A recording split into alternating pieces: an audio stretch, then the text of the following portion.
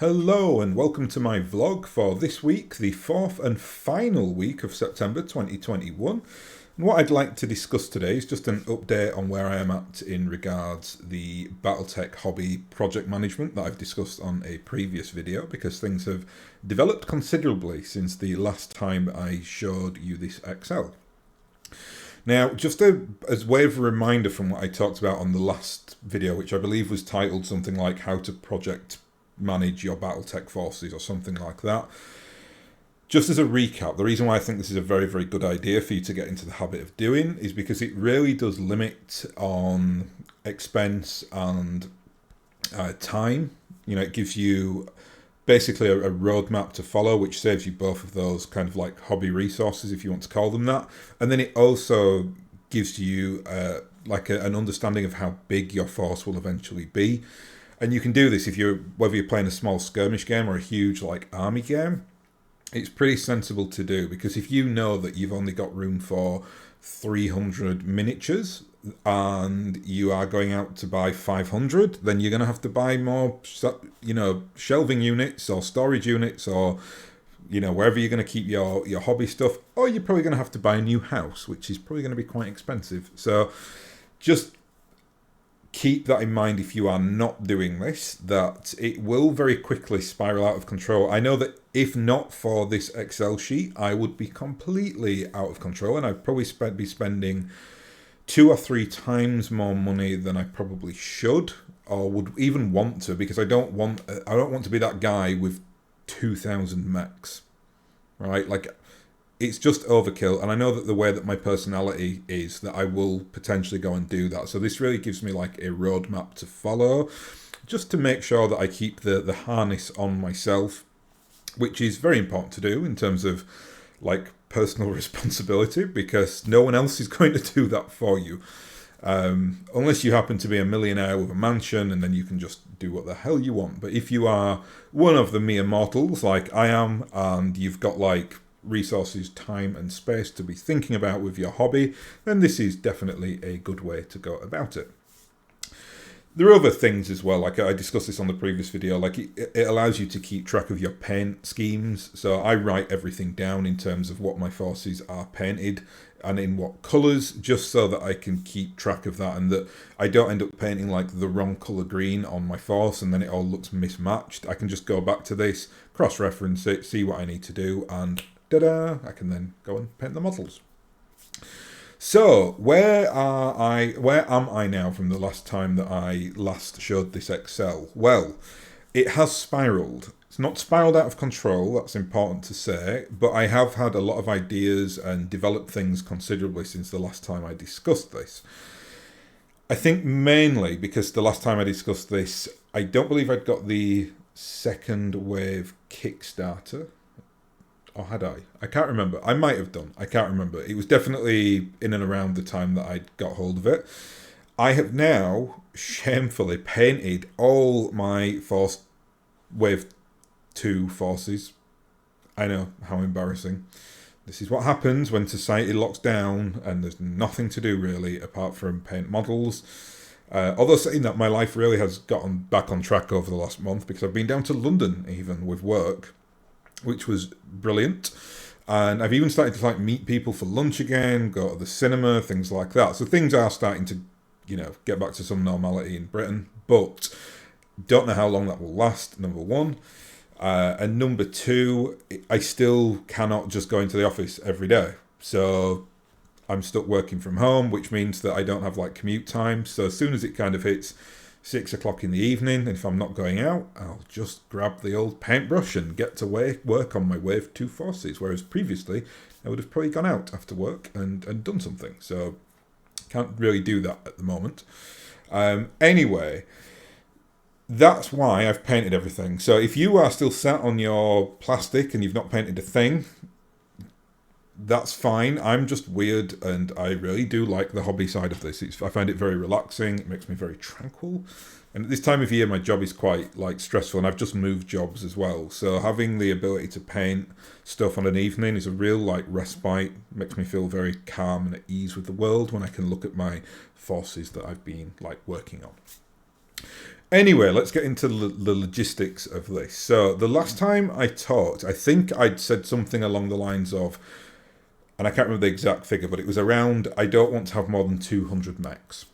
Something like that. Well, I've now catered for 197, so we really are touching the limit on what I want to get. In fact, that figure should be 199, because I did buy two of the logging mechs, I think they're called. They're the old models. They've got like chainsaws on their arms, and I'm not really bothered about putting them out for display. They're more kind of, for scenarios and narrative play, like, I don't know, defend the logging facility and there's two random loggers that have joined in the fight or something like that. So they should be 199, but they're not really militant side of mechs. They're kind of the industrial mechs, so slightly outside of this force, but they still take up room. But I would consider actually putting them with the terrain, so a little bit different. So 197 is very much my max out now. I will not go over that limit. I'm very, very strict on that. When I first started this project, I was hoping that I could do it within 200. That is now a thing. I've got the room to cater for that. I also had like a budget of, this goes back to last year, so remember I've bought all the terrain. These forces don't include tanks and air support either, so they're different models in a different side of the display case. So the actual models that I've got probably comes in at about 230 or something like that, but again, I'm talking really just about like the military mechs here. And when I started thinking about getting back into BattleTech, and I'd signed up to the Wave 2 and kind of was thinking about everything as pertains to scenery and how I wanted to play this, what areas I wanted to play. I said 200 mechs, and I said no more than £4,000. That was kind of my limit. And I think I'll be well within that limit, actually, which is very much testament to, especially to Catalyst, but also to Relpatha, because you can buy like any mech off Relpatha. Like there are old models, the old metal models that kind of go back anywhere between like 10 and 25 years usually, and very good quality, and they're pretty cheap. If it's like a light or medium mech, you can usually get them for about £6. The heavier and assaults usually come in between like £8 and £9, and I have bought quite a few of them now, as you'll see when I get into the detail of my forces here. But just important to say that I'm very much in my required area of spend money, time. What is time now? Post-COVID, we live in a post-time world. So I don't really factor in time because I have so much of it because, lockdowns. When or if it gets back to some kind of real normality when I'm in an office 3 or 4 days a week, that will change. Obviously, time will then be factored into this. But at the moment, it's kind of time is just, it is what it is. But it's money and space where I'm really kind of focusing on. And I can usually paint so quickly now. I mean, I can get through a couple of lances in about 3 to 4 hours, depending on the detail on the secondary color scheme that I'm using. So I'm pretty proficient at that side of it. So time's not the biggest factor here. Just in terms of the purchase options for Wave 2, I've actually added a game of Armoured Combat in there, as you can see right at the top of that second table. And I do want to, very selfishly, I shouldn't do this really, but I do want to buy the game again just to get the starter mechs, which I do feel rotten about because it's quite a limited game. There are a couple on eBay at the moment, and I think one's going at the moment for about $50 or something like that, £50, $50, something like that. It's in Britain, so I think when that auction is up, I might have it, which I feel rotten about, but what can you do? I mean, they're not for retail yet, and I'm kind of force planning, and I'm trying to get access to the mechs. But it will be potentially taking someone out of the game, which means that they can't get it. So I don't know. I always think about stuff like that because I wouldn't be happy. If the person that wants to buy this might one day be across the tabletop from me, and I wouldn't like to be the person that's taken their introduction away from BattleTech. That's not my intention. But my goodness, I wish they'd just released those force packs as a pack. I'd just go and buy one of those, but I can't do that. I suppose I could go and get the older models, but I just love the new catapult. That's why I want it. I just desperately want the new catapult, and I've got one, and I really do want another one. So, yes, I will be looking to buy that. I might find some kind of happy medium. Like, I might let this this auction just pass me by, and then I might find someone who's just selling the models over the next couple of months. So that could be like another option as well, potentially, like going forward. So, yeah.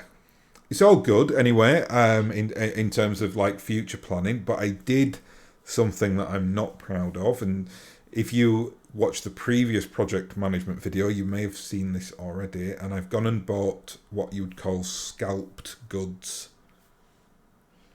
which I kind of didn't want to do, and I feel quite bad about, because it's people like me that make the scalpers happy, because they're basically able to charge 3 times more than the product's worth, and they get an idiot like me with more money than sense who just goes and buys it.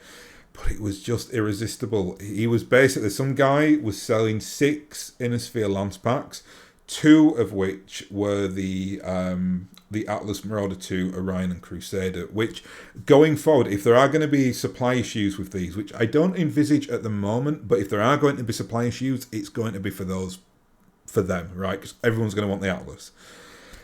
So I won't tell you how much I bought it for, because it's quite embarrassing, and that would probably be crossing a line. But it was considerably more than the product's retail at. And it was, I got 6 of them. So I got, let me work this out. So it was the Inner Sphere Urban Lance. It was the Inner Sphere Heavy Battle Lance. It was the Inner Sphere Fire Lance. And it was 2, the Atlas, the Marauder one, so that's the direct fire lance. I'm sure there was another one in there as well. Oh. I'm not sure. I can't remember. Oh, no, it will have been the... in fact, I just don't think I've updated that quantity. No, I haven't. So let's do that now. There we are. It's that one there. It was the Inner Sphere Heavy Lance, the Banshee, the Grasshopper. Sorry, no, the Blackjack... I'll say that all again. It was the Inner Sphere Striker Lance, the Blackjack, the Wolfhound, the Panther, and the Jenner. So I've got one of those. I just forgot to mark it off on here. So there we go. So that was 6 in total. Again, well over retail. And shockingly enough, I don't know how I do it. I really don't. I've painted all those as well. So all the Wave 2, of which I got like about 60 plus max, and then all those 6... Inner Sphere lances that I've been able to kind of supplement through the scalpers of eBay are now all painted. And I do have some things left to paint, but I'm going to keep that as a surprise, because it's kind of a little special project that I've got going on in regards to the full project that I'm doing. So going forward, and fingers crossed, I think we've all got our fingers crossed massively for this. And it is something that I know some people have been commenting on this, saying like, I don't believe that catalysts are going to come through for us and everything's going to sell out really quickly, and you might be right. I'm hoping. I don't know. I try to be positive, where I'm thinking, okay, well, they're getting so many of those like force reprints that hopefully no one's going to go out and buy like a stupid quantity. And if people are buying it at a very heavy quantity, it's probably going to be retails, and then they'll be doing the secondary sale, which is fine. Those people are fine to buy off. It's the scalpers off eBay, which this muggins here buys from, where you've got to be slightly, not careful, but it's a very unfair system, obviously, because as soon as this guy put these 6 lance packs on there and he put his price on, I was just like, yep, sold to idiot over here. And there was no auction or anything. I think he just put it out at a ridiculous price to see if anyone would basically catch it, and I was like, yeah, I'll catch it. And it was purely because the 2 Atlases were in there, and I just know that if there are going to be supply problems, it's going to be with that lance pack for sure. Everything else I think won't be too difficult to get. Maybe the Urban Lance might be a tough one to get as well. I imagine that will be popular, because that's really they're mechs that you can just play out of the box. So like a Victor, a Hunchback, an Enforcer, and a Raven, that's a brilliant lance. You could just get that, paint it up, and you're ready to go as an Inner Sphere player. more difficult to do that with, say, like the Inner Sphere Fire Lance, where you've got a Stalker, a Longbow, a Zeus, and a Trebuchet. I mean, you've just been able to LRM spam your opponent, but you're not going to be able to kind of tank against them. So these lance packs are set up in, not in funny ways, it's very sensible to do it that way, but some are just like box playable and some aren't. I think as well we might have issues with the Comstar ones, even though I believe that they've reprinted 10,000 of those to sell at retail outside of the like Wave 2 Kickstarter. But they're going to be popular, right? King Crab 2, Highlander. Maybe the Battle Level 2 one won't be as popular. I love that one. I mean, I love the Lancelot. I've got a real affinity for that mech. So I want one of those at least. I think that might have changed from the last time that I recorded. I was only planning on getting the Comstar Command Level 2 box. But I've now, of course, because that's how project management is, it all spirals when you like get into the granular stuff. So I'm getting two. I'm going to try and get two of the Command Level 2s and one of the Battle Level 2s. The reason why I wasn't that bothered about getting the Battle Level 2 is because I own an old Lancelot that I really like. I really like the old metal model. It just looks very quirky, and it's got like the laser arms that I find very amusing. So I wasn't that bothered about getting the new reprint, although the new reprint is great. But it looks like a proper mech now, whereas before it looked like a bit silly. And I quite like some of the quaint, silly designs on the older mechs. But it's fine. We've got a Lancelot. It's very much a mech affiliated with the Draconis Combine, so it'll be going into that force. So that's where I am in terms of numbers.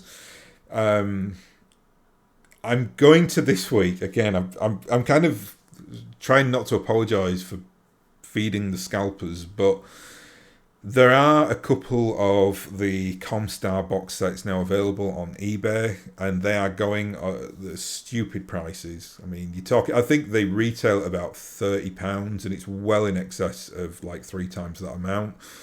In my mind, though, like even though I'm paying like way over the odds for it, just in terms of my personal timings, my job tends to get at its busiest between like November and December, January time. And I've kind of got it in my mind that if I don't act quickly and get this, I don't want to be stuck with like dozens of mechs to paint in and around Christmas. So I'm just not going to be able to get time to do it. So I think that's how I kind of justify it to myself. I'll try and even have to pay it over the odds now. The resource in terms of money is more, but I'm saving myself a little bit more time going forward because I can do it in a period of my life where I'm not working like 12-hour days. So yeah, but I mean, that's a bit of a pathetic justification, but there you are. That's about all I can say. So let's get in now and have a look at the granular detail on the forces that I'm going to be collecting, because I've added quite a bit to this. So we'll go to the Inner Sphere first, go right to the top.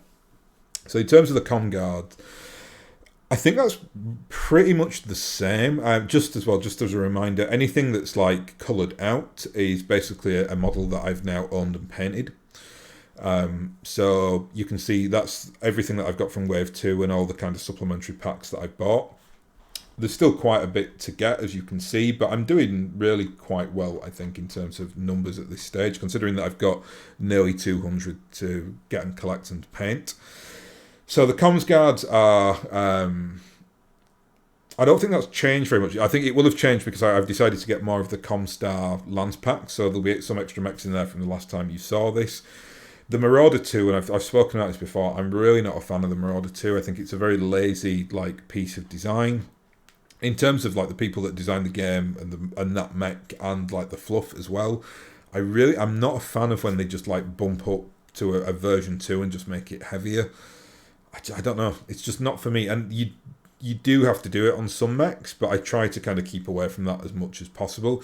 Had it been my choice, I would have much preferred them to do something like the Annihilator. If they wanted to put another 100-ton mech into that it's with the Atlas box, isn't it, on the Inner Sphere Force pack. But we get the Marauder 2, so I've painted that up for Comguard because I'm not that bothered about them as a force. They've very much become like a major player at the end of the clan invasion at the Battle of Tukiad, and I wanted to give them at least 12 mechs so they can run 3 lances if I do any reenactments of Tukiad. And potentially, if I'm doing that, I'll migrate over to Alpha Strike because there'll be way too many mechs to manage doing classic BattleTech. There are other options as well. There are people who have redesigned different ways of playing the game, and I might look into that as well, because Alpha Strike still seems to be quite heavy on the old paperwork side, which I find quite little bit bizarre, because I would have thought it would have just been like you're playing with cards, rolling dice, and there's no there is a little element of paperwork in it, but it's not much, and someone may have designed a way to really kind of rattle through those games relatively quickly.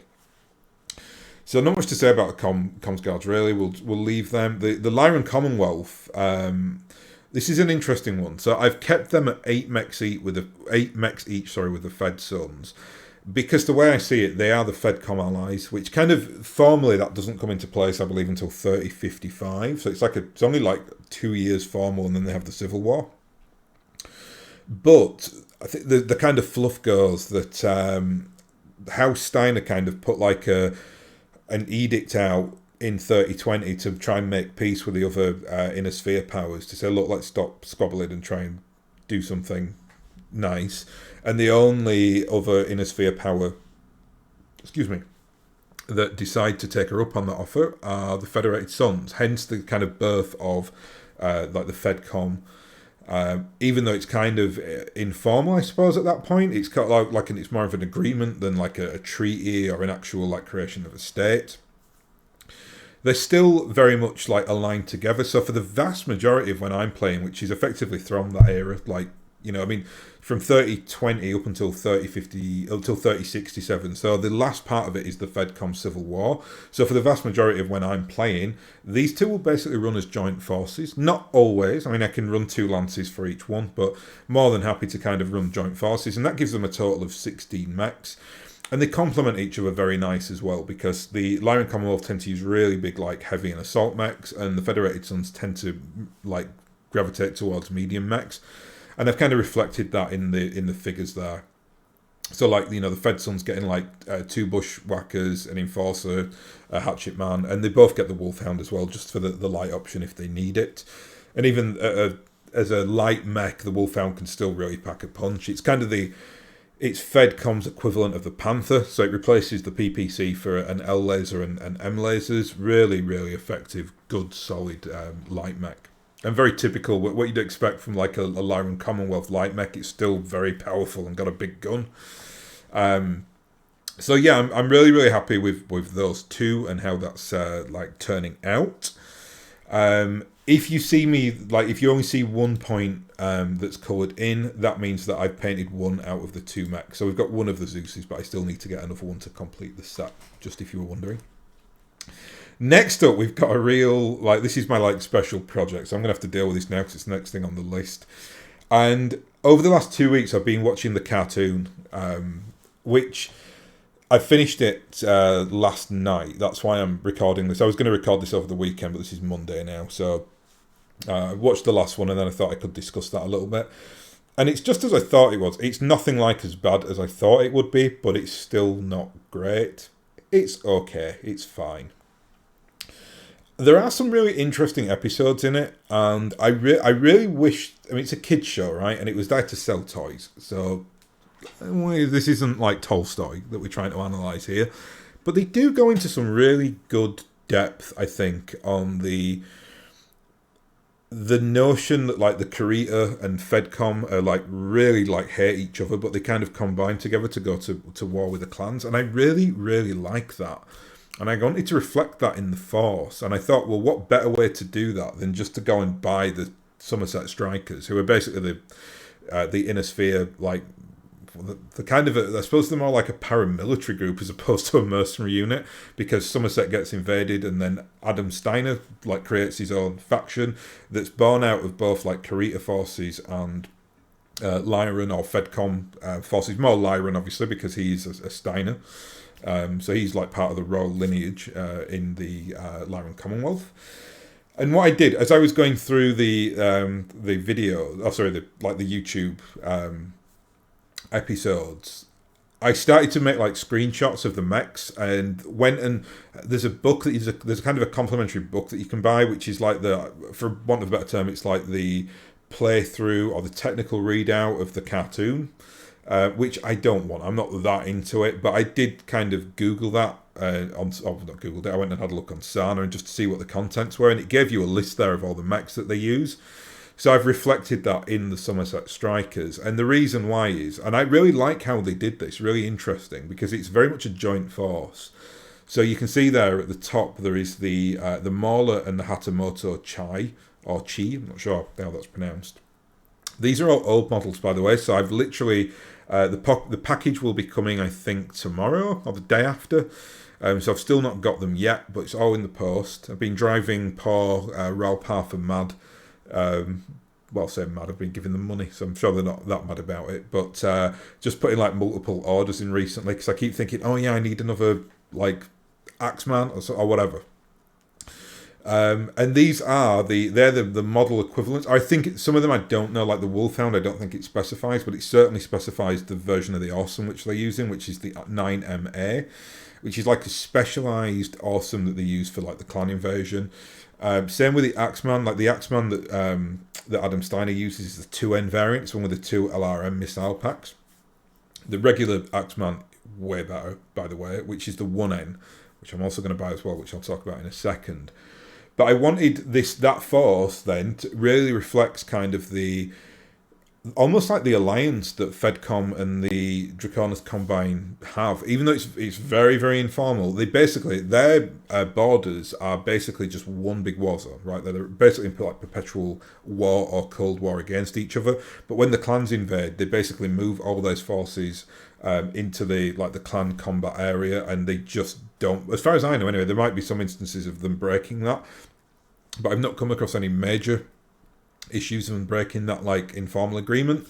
So the Somerset Strikers are really a reflection of that. It's kind of Kurita and Fedcom coming together. And again, like I said, the Mauler and the Hatamoto Chi are very, very like Draconis Combine affiliated mechs. Everything else on there is very much a Lyran mech. So, well, Awesome. Everyone has an Awesome.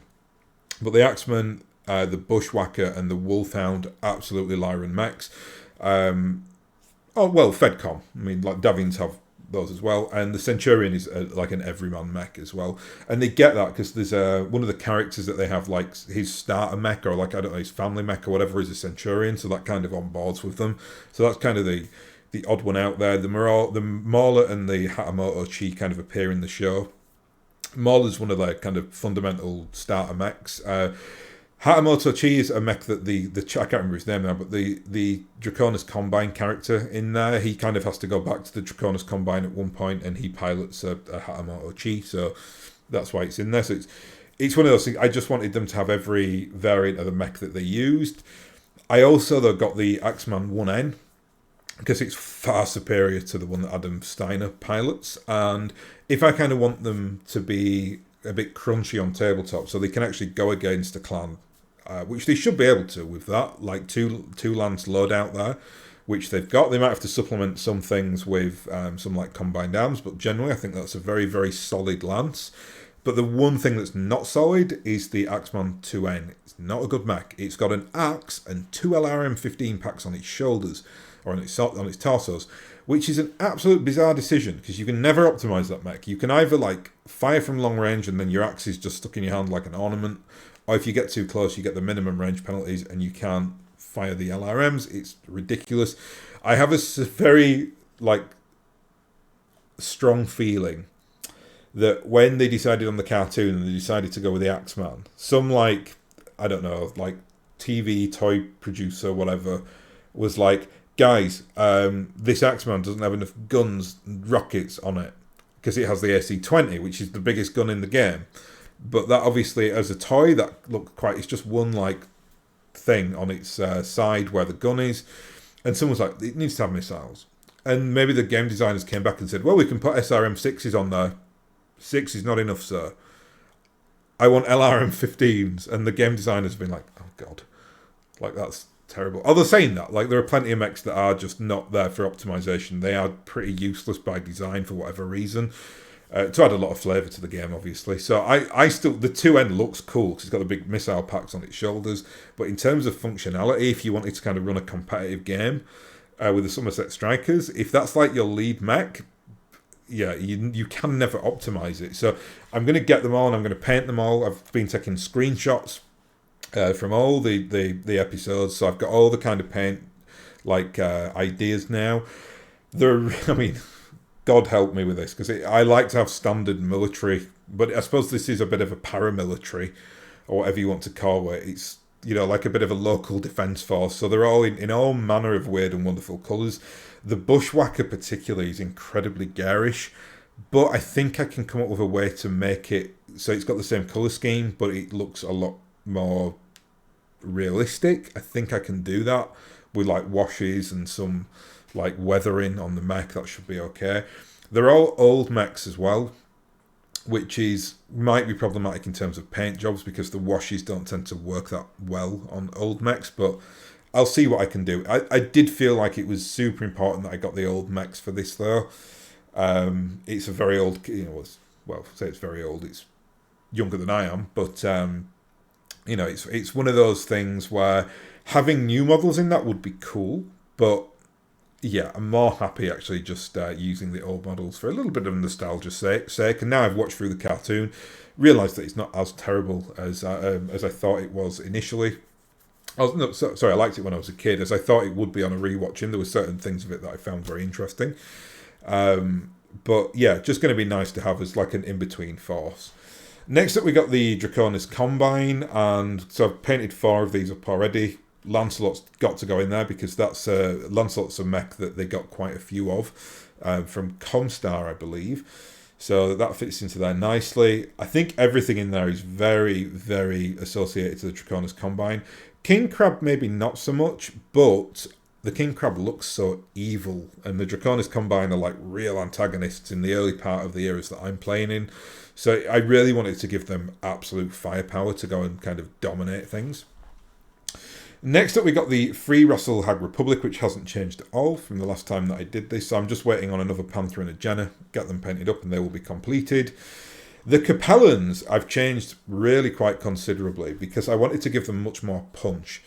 Also, I should have noted this when I actually spoke about the Draconis Combines. Previously, I was planning on only getting 8 mechs for each of the 3 forces that aren't Fedcom, basically. But I decided to go for 12 instead, because I want to give them more options, and because they never really ally with anybody and they have their own civil wars. As I'll talk, we talked about already with like the Free Russell Hag Republic, when I've not talked about it, but they do go to war with the Draconis Combine. So I just want to give the Draconis Combine more of a punch and more options. Same with the Capellans, but I've kept it very, very law specific. So, they've got like a Highlander, which is kind of, I suppose you might look at that on face value and think that's an odd choice, but the Highlander, to my knowledge anyway, I found this in the technical readout, it is a mech that post the Ameris Civil War, the only real Highlanders that were left in stock were either owned by the Lyran Commonwealth or the Capellan Confederation. And I love the Highlander, and it's kind of a mech I would think the Capellans would love because it's a mech that's jump capable and can shoot at a distance, which is kind of their thing, either light mechs or ranged mechs. My dirty little secret in BattleTech is that I absolutely adore Capellan mechs. There you go, putting that out there. Truth bomb. Because they don't have the industrial might to just kind of say, I'm just going to roll atlases off the machine, whatever. So they have to be very, interesting with their options. And I think one of the options, where you can see in terms of how they have their mechs affiliated to them, they don't really bring that many AC weapons. Presumably for the reason that they don't have the industrial might to do that. Because if you think about it, right, like an AC-10 requires shells and logistics and transport and factories to make the shells and everything else. A PPC, though, although it's a very expensive, wonderful piece of equipment, once the PPC is on the mech, you're ready to go. You just have to manage the heat, but you don't have to have the factory behind it pumping out the shells. So there are some exceptions to this. Obviously, the Cyclops has an AC-20, and the Highlander has the Gauss rifle. What else is on there? So I think the Cataphract usually comes with an AC-10. Shadowhawk comes with an AC-5, but that's very limited in regards. If you go and look at my Lyran force, it's just full of AC-20s and AC-10s. Similar, not so much, but there are that's in the Draconis Combine as well, and certainly in the Free Worlds League. But I've kind of kept these mechs really kind of Capellan like orientated.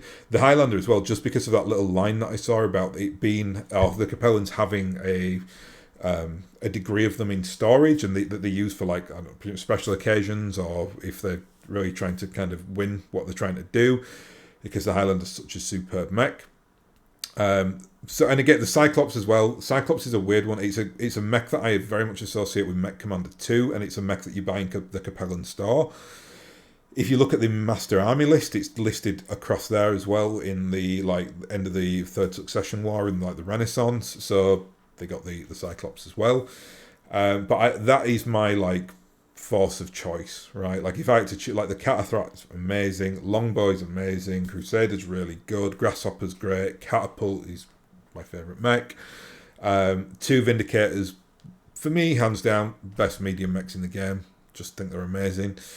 Just can do everything like okay, which is exactly what you want from a medium mech. I also love the Enforcer. I think the Enforcer's a fantastic medium mech. And then the Raven and the Locust there, just to kind of add that light flavour in that you kind of associate with the Capellans. I've then got a new force here that I don't think I had showed up in the last video that I did, and I've included now the St. Ives Compact. I wanted to give them some decent assault mechs. So they've got a Battlemaster and an Awesome. Not yet, I've not got them yet, but they will be finding their way to me at some point in the near future, hopefully. And the reason I really wanted them is because they are like the Capellans' revolution area, who are not happy with the Capellans. And I probably will run that because it's a very interesting story. And I wanted to, it's almost in my mind like they'd be able to get things like Battlemasters and Awesomes from the Davians and the Steiners, who are probably just like secretly supporting them against the Capellans. They're also, it's quite it's to my knowledge, it's an industrialized area of the like Capellan Confederation. It's closer to Earth, so it's kind of in the like real inner sphere, so to speak. I think that's where it is anyway. Yeah, I think it is. Or it's in and around that area. It might be in like the mid area or something like that. So I've kind of given them like that mixture of options between the big assault mechs, but then they've got like the everyman mechs as well, like the Centurion and the Trebuchet. Wolverine for a jump option. Cataphract because it's got a very much like the Free Rasselwag Republic have with the 2 dragons and the Jenna and the Panther. You know, that's very Draconis Combine thing. The Cataphract's very much a Capellan thing. So is the Raven, so it's like 2 mechs that really reflect that, if they're like Capellan previous masters. So they might have a factory somewhere that's like they're able to get Cataphracts and Ravens. And again, when I'm saying stuff like this isn't like, so you don't have to play this way, just I want it to be lore appropriate. And I might create like dice tables, like if we're doing like random games of it, where it's like, you know, if you've got like 8 mechs to choose from, I might put it on like cards or something like that, like pick 4 cards to see which you get dealt. So you might get dealt like an assault mech, 2 mediums, and a light, and it's all mechs that you kind of associate with that force, so there's a bigger probable chance of getting them than you'd say having like I don't know, like a Zeus in the Capellan forces, because that's very much like a Lyran mech. And then finally we've got the Free Worlds League. Again, they getting 12 mechs as well. Not much to say other than that I wanted to keep PPCs away from them, give them more AC orientated weaponry, because they're a big like industrial force, the Free Worlds League. The only PPC that they actually have is on the Black Knight, but for some reason the Black Knight gets populated all throughout their like master list. So I thought, well, it gives them the 1 PPC option, which is nice to have, but everything else on there is really either like energy based outside of PPCs or AC weaponry. Minor and periphery next. Now, I don't have to really discuss Taurians, pirates, or local government, because, or maybe one thing on the pirates actually, because none of that has changed apart from one thing, which is the pirates are getting the crab. They can't have the king crab, that's too big for pirates, but they can have the crab, which I associate with quite an evil mech, probably just because of its big brother in the king crab, which is, if you play like BattleTech games, it's like always the end boss. Right, certainly it's in the Harebrained Scheme games. I think it kind of is. I've not played through MechWarrior 5 totally, but I think the antagonist in that rocks a king crab. Next up, we got the Magistrate of Canopus, which is another new force that I've done. I was contemplating not doing this. I was just wanting the Taurians as like the major periphery power. But I kind of felt bad for the Free Worlds League, because the Free Worlds League, there is like having dug down into it now, there is like a revolution insurgencies that they have, but they tend not to really go anywhere. It tends to be like planet-based or a couple of planets. But one of the famous ones that they have is kind of all tied up with the Magistrate of Canopus, like part of their realm sides with the Magistracy of Canopus, and it's like an open rebellion. So I figured rather than doing another minor power in the inner sphere for like a little planetary rebellion that never goes anywhere, I'll just create a Magistrate of Canopus force. If I ever do run that storyline, I can just use those forces against each other. Kind of a little bit of an ad hoc force this, so it's got a Banshee as its assault mech, which is the worst assault mech that I've got. A Thunderbolt, because that is in the master list for them, and I wanted them to have at least one decent heavy mech. Shadowhawk, which is kind of the worst of the three very similar mechs, Griffins, Wolverines, and Shadowhawks. So it's kind of they do have Shadowhawks in the master list though. Centurion and a Trebuchet, because that's the everyman mech. Hunchback, because they are very much next to the Free Worlds League in terms of positioning, and the Hunchback is very much a Free Worlds League mech. They've got a lot of the factories that pump them out, so it makes sense they'd have a Hunchback. And then a Spider and a Commando just for a light option. Clans, painted everything now, so not much more to say on this, apart from the one thing, which as well as the Somerset Strikers, I've got in my package that's coming this week, is the Clan Jade Falcon 94th Striker cluster, of which there are 4 mechs, and it's 5 mechs, because it's a star, it's not a lance. And these are the mechs that, like the antagonist in the cartoon, basically pilots. So he pilots a summoner, and he's like Key Lieutenant, who is a lady. I can't remember the names now, they've kind of flown out of my head, but she pilots a Mad Dog or a Vulture. So I'm getting both of those, and you only ever see them, as far as I'm aware of, you only ever see them with Timberwolves and Hunchback 2Cs. So that's obviously what was contained in their Striker cluster. And so I bought 2 Hunchback 2Cs, which I don't know how this mech works, right? I believe it's got 2 UAC 20s on a 50-ton mech. I don't know how that works. I don't even know. Like I've not looked at the sheet for it or anything. I just know that it says it had 2 UAC 20s, which I nearly fell off my chair when I saw that. Also, it's jump capable, and it has 2 extended range medium lasers. So it must just be like a walking weapons platform. It must have the worst speed, but can jump. I don't know. Something to look into. I'm quite interested to see how that works. At face value, that looks like an amazing mech because 2 UAC 20 cannons, but I just can't. Talk about overkill. Typical clans. Really quite crazy. I mean, just put 1 UAC 20 on there, right? And then max out your armor. I don't, whatever. I don't know what these clans, they always do things like crazy, so whatever. And then they always see like a random Mad Cat with them as well. The Mad Cat, I don't think it's got a specific pilot, but in the cartoon there's like a bit of a betrayal narrative that goes on between someone who kind of, well, he doesn't forcibly go over to the clan side. He basically gets made a bondsman by like the antagonist, and he ends up like siding with them, and I think he eventually in the lore drives a Mad Cat for them, so it's kind of his mech. Whatever. They're all old models as well, so I'm super excited about getting these. What will it be? 8 plus 5, so it's going to be 13 old mechs to paint, which I can't wait to do. Really, I'm going to try and keep to the colour specifics as well. So like the summoner is red, which kind of annoys me. Like, why would you have a red mech when you are a Clan Jade Falcon? I don't understand that, but whatever. And all the other, I'll try and make them all as kind of appropriate to the colour schemes as possible. With the intention of actually playing some like campaigns, because very famously in like the BattleTech universe, it's such like an apocryphal story. What happened? Like, it's all over the place. None of it's kind of canon, because it just like retcons or destroys much of the kind of official lore from the clan invasion. So what they instead did was a very good way to get around that. So you don't have to retcon it and say, yeah, it's not part of the BattleTech universe, it's just a toy commercial. What they instead said was that it was like a propaganda show from like the inner sphere to like show how evil the clans were. The clans were evil, so they got that bit right. But it's just like, yeah, it was just made as like a propaganda piece, which I think is a really clever way to retcon in your universe. And that kind of gives you a lot of free reign because you can basically create your own narratives from that. If there is no canon for it, you've got the mechs and you can kind of tell the real story of what happened with the Somerset Strikers and the 94th Striker cluster from Jade Falcon. So that'll be fun. Nothing else to say about any of these clans because I'm not a clan player. They're there completely as antagonists.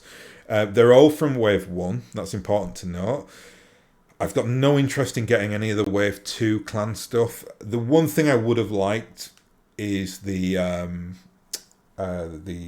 Kodiak. Would have liked that for Clan Bear. It's a Clan Ghost Bear. It's a very cool looking mech, the new model. But I'm not going to like mess up all my numbers now to get one or have to strip paint from a mech and put it in. I'm not going to do any of that because they're all painted. So they are done and it will stay at that and I am happy with that. Mercenary units, nothing to say. I think this is probably the same. I think I've included a Mercury for the Dust Counters now. That gives them every tonnage option. So I think something has dropped out of there, but I can't remember what it is, and we put the Mercury on instead. Painted most of that up now. I've only got 1, 2, 3, 4, 5, 6, 7 mechs to paint, and I'll have my full Mercenary outfit, which will be lovely. Like the colour scheme on them as well. They're basically purple and yellow. So the yellow, if you are familiar with the colour wheel, yellow makes purple. Purple makes yellow pop. So they look very like prominent on the board, quite garish, but in kind of a cool way. And it's a very like deep purple as well. I use the like the Xenos purple from the Citadel paint range. It's very, very deep purple, and then I use a very like bright yellow, so that really makes it like stand out on the battlefield, which is exactly the look that I was going for. Nothing else to say. I think we're pretty much at the end of this. Paint schemes are there. I've added in obviously like the Magistrate of Canopus and the St. Ives Compact. Both different variants of green, as you would expect, because they're both like green looking mechs that they utilize. I'm just to clarify as well, like if you are creating your own force, like let's say you wanted to create like an army or a regiment within like the Lyran Commonwealth, there is like websites you can go on where they've got all the paint schemes, so you can create like a certain regiment that's got like a specific name that fights in green and white and red or something like that. That's definitely what you want to be doing if you want to go down the regiment route. I don't. I just wanted the generic kind of colours for the like the Inner Sphere forces and the clans. So nothing there apart from the actual the Somerset Strikers and the what were they called now? I can't remember. The 94th Strike cluster. They've got their they've got their cartoon colours showing, so they are kind of painted a little bit more. Well, it's an ad hoc regiment as opposed to a unified regiment because he has the red for Thor, which just confuses me. He shouldn't be in a red Thor or a red summoner if he is like with Jade Falcon, but whatever. But all my like colour schemes are really quite boring, right? Like are boring in regards. Like I've not gone down the road of saying, okay, well these are a specific colour associated to this clan in this particular area when they are fighting. I've kept it as generic as possible, and I've said why I've done that previously is just so if I'm introducing anybody to this game, they can pick up any force and they'll be able to kind of get into the narrative crux of it. So for instance, the Free Worlds League are purple and all their mechs are, well, what's my colour scheme here for them? It's a Gene Stealer Purple and Incubi Darkness, which is a very, very dark, like blue, almost like verging on very, very dark green. And I'm painting them up. I'm painting them in different schemes. So like some of them are like half and half. Some of them have got different parts of them painted. Some of them have got like a leg painted in a different colour than others. I've kept away from doing like lines because that just takes too long, and I like to speed paint. But I'd say they're all looking pretty good. I like to do a lot of weathering on the mechs as well with like washes and make them look a bit gritty and dirty because that's how they should look. They're big, massive war robots that are getting shot at and rolling around in the mud. So you really don't want them to look pristine like they're off of the kind of, you know, the parade grounds. saying that, I mean, if I had the patience to do it, I would probably paint a couple of mechs up maybe in that fashion, but it just takes so long. You have to kind of micromanage all the shading, and you have to basically, for want of a better term, edit out all the washes mistakes, whereas you don't have to do that if you're playing them grim and dirty. So yeah, that's my way of thinking anyway. So I think I will end the this project management update here. And I'll thank you very much for watching, and I'll hopefully catch you again in the next video.